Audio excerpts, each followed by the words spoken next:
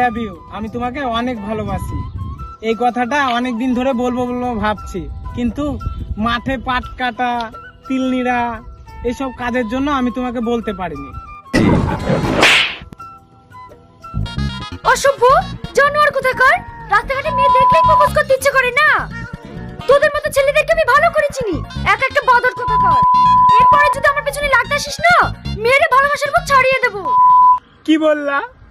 কেন কানে কম শুনিস? হ্যাঁ, আমি কিছু শুনতে পাচ্ছি না। তুমি চড় মারলা বলে আমি ঠসা হয়ে গেলাম। আমি তো তোমার গালে মারলাম, কানে কখন মারলাম যে তুমি ঠস হয়ে গেলে? ও তুমি জানো না, আমার একটা অপারেশন করার পরে ডাক্তার আমাকে গালে চড় মারতে মানা করেছে, আর তুমি চড় মারলা। ও এখন আমার কি হবে গো? আমাকে কে বিয়ে করবে গো? তুমি পাগল নাকি? এসব কি বলছো? এমনিতে আমার বিয়ে হয়েছে না, আর তুমি আমাকে মেরে ঠসা করে দিলা। ও আব্বা গো, আমার এখন কি করে বিয়ে হবে গো? তোমার কি মাথার সমস্যা আছে? তাহলে সব কি বলবো বকছো? হ্যাঁ, আমার মাথা খারাপ হয়ে গেছে। আমার এখন আর বিয়ে হবে না গো। আমি অনেক বড় স্বপ্ন দেখেছি যে আমি বড় লোকের মেয়েকে বিয়ে করব। এখন আমার কি হবে গো? তোমাকে আমার বিয়ে করতে হবে। কি? না, আমি তোমাকে বিয়ে করতে পারবো না।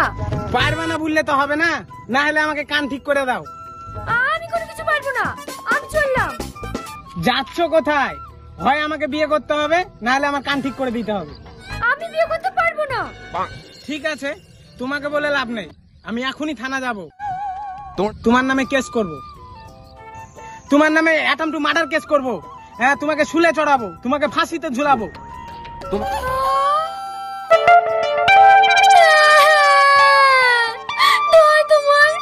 তুমি আমার নামে কেস করো না, আমি ফাঁসিতে ঝুলতে চাই না।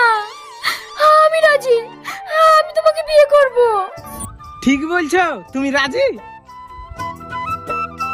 হ্যাঁ আমি রাজি, কিন্তু কিছুদিন আমাকে সময় দিতে হবে। এখন আমার এক্সাম চলছে। ঠিক আছে সোনা, চলো।